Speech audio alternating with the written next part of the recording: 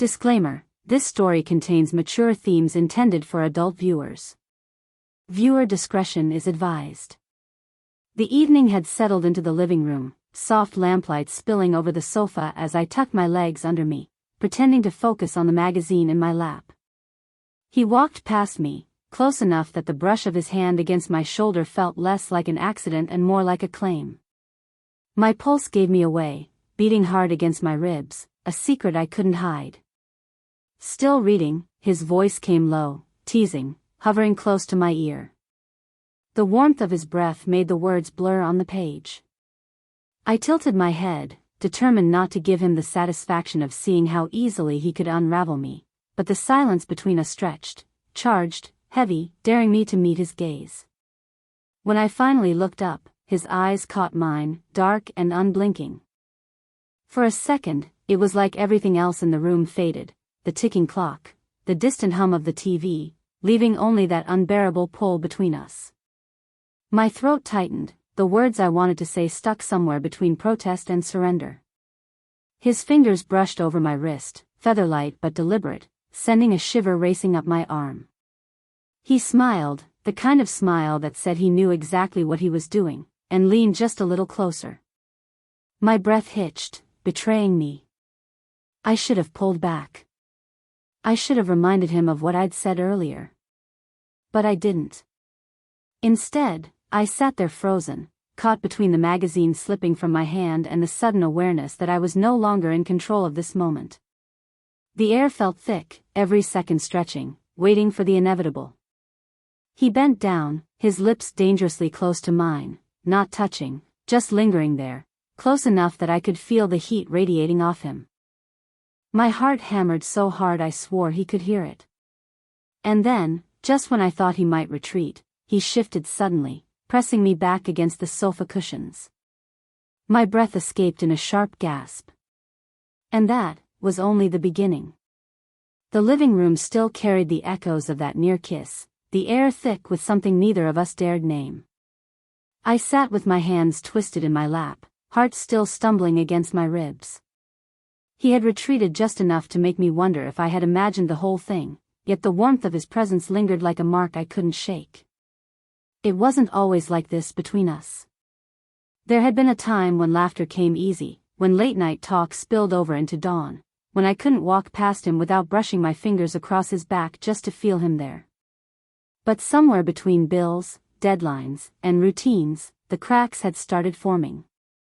We spoke less, moved past each other in the kitchen like polite strangers, filling the silence with excuses. And yet, those cracks weren't empty. They carried shadows of things unspoken. His eyes lingered on me longer than they should when he thought I wasn't looking.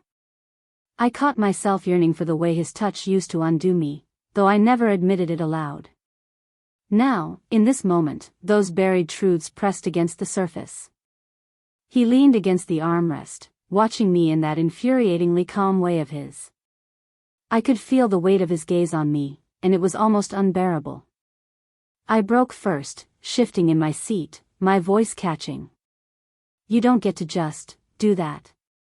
He tilted his head, a smirk tugging at his mouth. "Do what?"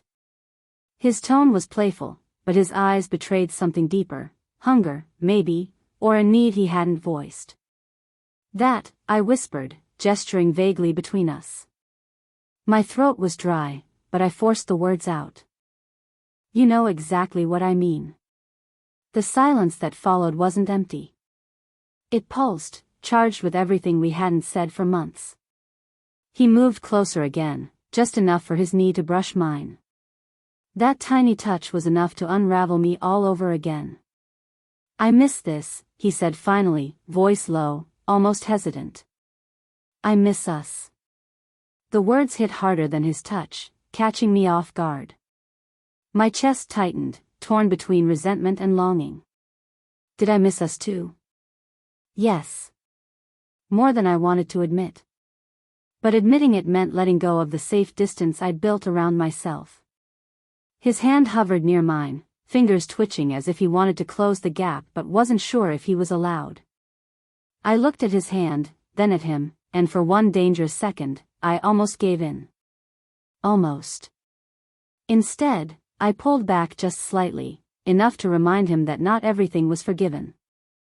But my pulse betrayed me again, thundering in my ears, and I knew he felt it, the war between what I said I wanted and what my body craved. The sofa suddenly felt too small, the room too quiet, and the story between us far from finished. The room felt like it was closing in on us, every second stretching longer than it should. His knee still brushed mine, but now he wasn't pretending it was accidental. He leaned in just enough that I could feel the pull of him, his silence daring me to respond.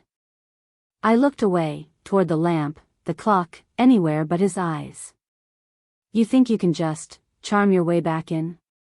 My voice was sharper than I intended, brittle with nerves. He chuckled softly, the sound low, dangerous. "Maybe I don't need to charm my way back. Maybe you've been waiting for me to try." The words struck deep, cutting past my defenses. Heat crept up my neck, and I hated that he could see it. "Don't be so sure of yourself," I muttered, though my pulse betrayed me, racing faster with every inch of space he erased. That was when he said it, casual but pointed. "Funny, you don't blush like that when you're around anyone else." My breath hitched. Was that jealousy flickering in his tone? I stared at him, caught between anger and a rush of something that felt dangerously like desire. "And what makes you so sure you'd even notice?" I shot back, but the tremor in my voice gave me away. His jaw tightened, his eyes narrowing as if imagining what he didn't want to. He reached out suddenly, brushing a strand of hair from my face with deliberate slowness, his fingers grazing my cheek longer than necessary. My entire body went still, locked in that fragile, intoxicating moment. "Because," he said softly, "the way you're looking at me right now, you've never looked at anyone else like that." The air cracked between us, heavy, undeniable. I should have pulled away. I should have ended it there. But instead, my lips parted, the words dying in my throat as his hand lingered near my jaw, tilting the world on its axis. We were one breath away from crossing a line we could never uncross. And then, the sound of the clock chimed, startling me back to myself. I pulled in a shaky breath, gripping the edge of the sofa, but the look in his eyes told me this wasn't over. Not even close. The house had gone silent, the kind of silence that makes every sound louder, every breath heavier. The ticking clock was a drumbeat, steady and mocking, as if counting down to something neither of us could stop. I shifted on the sofa, but he didn't move away, not even an inch. The space between us was gone, swallowed whole by the pull we both refused to admit. He leaned in, his voice barely above a whisper. "Why are you shaking?" I froze. My hands tightened on the cushion, but my voice betrayed me. "Because, you're too close." "Too close?" His lips curved into a slow, deliberate smile. "Or not close enough?" The air caught in my throat. He was right there, his shoulder brushing mine, his scent wrapping around me, familiar and dangerous all at once. I wanted to turn away, but the truth was, I couldn't. My body refused to move, tethered by the heat of him, by the way his gaze locked on me like I was the only thing in the world worth seeing. I tried to laugh, weak and unconvincing. This is ridiculous. You don't get to do this. Not after everything." His hand found mine, fingers sliding against my palm, bold but careful. "Maybe this is the only way after everything." The words sank in, thick with longing and defiance, and I hated how much I wanted to believe them. The sofa suddenly felt too small, too confining, and the thought crossed my mind, if I didn't stop this now, I never would. But then he leaned closer, his lips grazing my temple, just a whisper of contact, enough to make me gasp. My pulse thundered, my chest rising and falling too fast. I knew this was the edge. The final breath before the fall. And yet, when he murmured, "Tell me to stop," I couldn't. The word clung to my throat, refusing to come out. The silence that followed was louder than anything I'd ever heard. And then, his hands slid from my palm to my waist. Everything I'd been holding back shattered in that single touch. The moment before the inevitable had arrived. The sofa creaked beneath us as the silence broke, not with words, but with the sudden certainty that the line had already been crossed. His hand tightened at my waist, pulling me closer, and I let myself lean into the heat of him. My pulse was racing, reckless, as though my body had made the choice long before my mind had. "Say it," he whispered, his forehead brushing mine.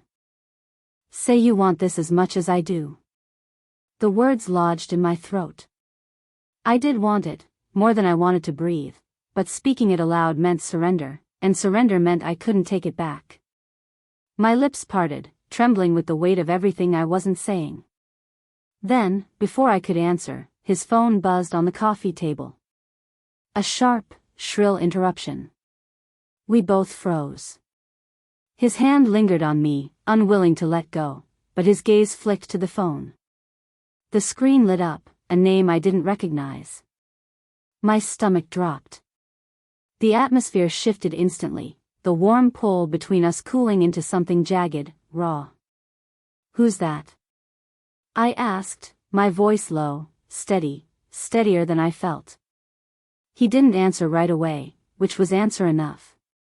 My chest tightened as I pulled back, searching his face. His jaw flexed, his eyes darted, and that silence between us became unbearable. "It's complicated," he finally muttered. The crack that had been forming in our marriage split wide open in that moment.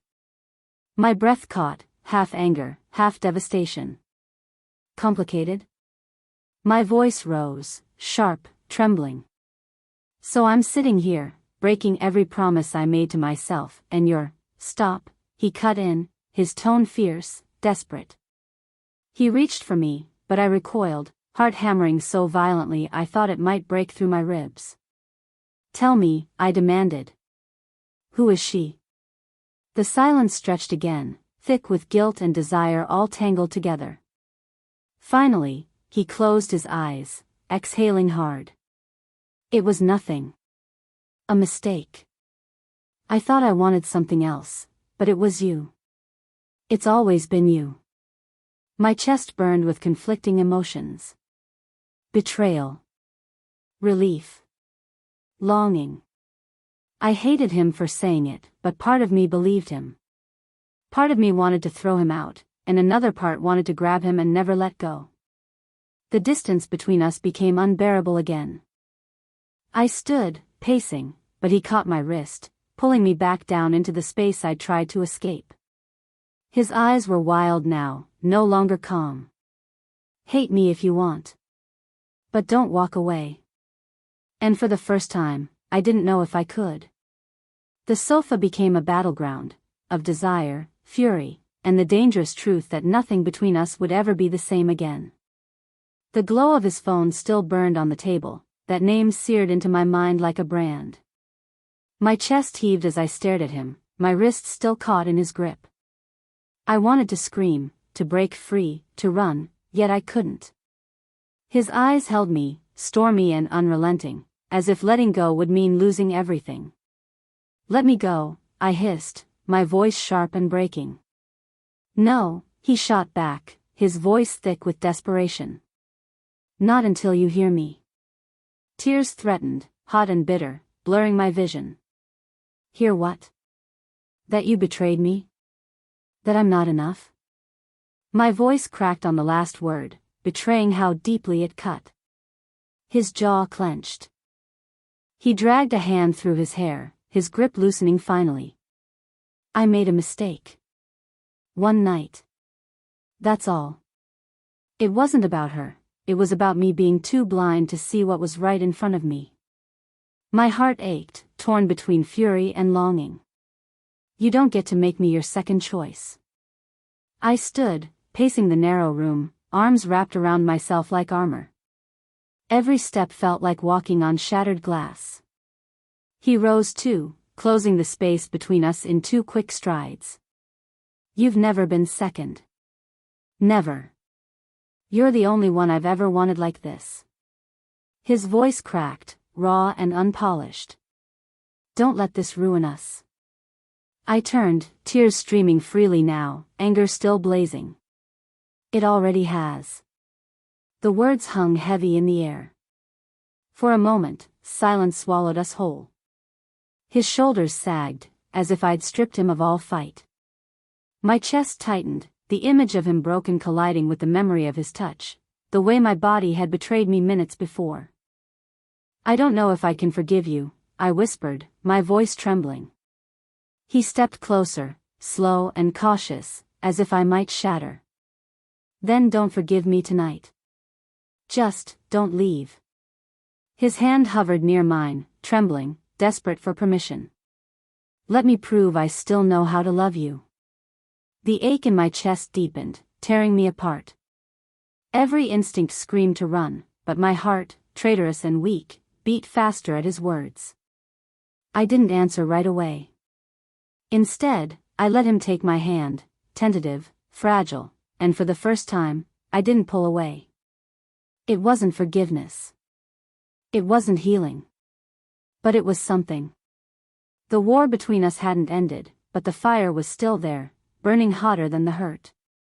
And as he pulled me back into his arms, the world tilted dangerously again, teetering between destruction and the possibility of something reborn. This wasn't closure. This was the beginning of a choice I wasn't ready to make. The silence after the storm was almost unbearable. My tears had dried on my cheeks, but my heart still raced, uncertain, fragile. He stood in front of me, hesitant, his hand hovering near mine as though afraid I might vanish if he touched me too quickly. For the first time all night, I saw him, not the man who had lied, not the man who had hurt me, but the man who had once stolen my breath under summer skies, the man who used to whisper promises in the dark when we believed forever was unshakable. I don't deserve another chance, he said softly, his voice rough. But if you give me one, I'll spend every day proving to you that it's only ever been you. The words cracked something inside me. My defenses, my anger, my fear, they all slipped, leaving me exposed. I searched his face, desperate to see truth in his eyes, and what I found wasn't perfection, wasn't certainty. It was vulnerability. It was him, standing bare in front of me, asking to be chosen again. Slowly, I let my fingers slide into his. His grip tightened, warm and steady, and when his thumb brushed over my skin, the ache in my chest softened just a little. You broke me, I whispered, my voice trembling.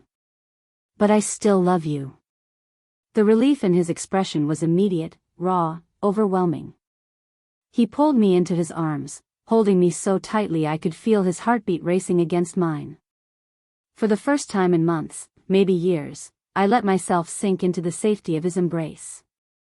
We stood there, the world outside forgotten, as he pressed a kiss to my hair, then my forehead. His touch wasn't rushed, wasn't demanding, it was reverent, as though he finally understood what it meant to hold me. I'll never risk us again, he murmured against my skin. I closed my eyes, breathing him in. The betrayal, the anger, the cracks, they hadn't disappeared. But love had a way of stitching broken things into something stronger, something more real. That night, as we sank into the sofa together, the tension between us shifted. It wasn't about anger anymore, or even about desire. It was about rediscovering what we had almost lost. His hand rested in mine, his forehead leaning against mine, and for the first time, I believed we could start again. Not perfect. Not easy. But together. And that was enough.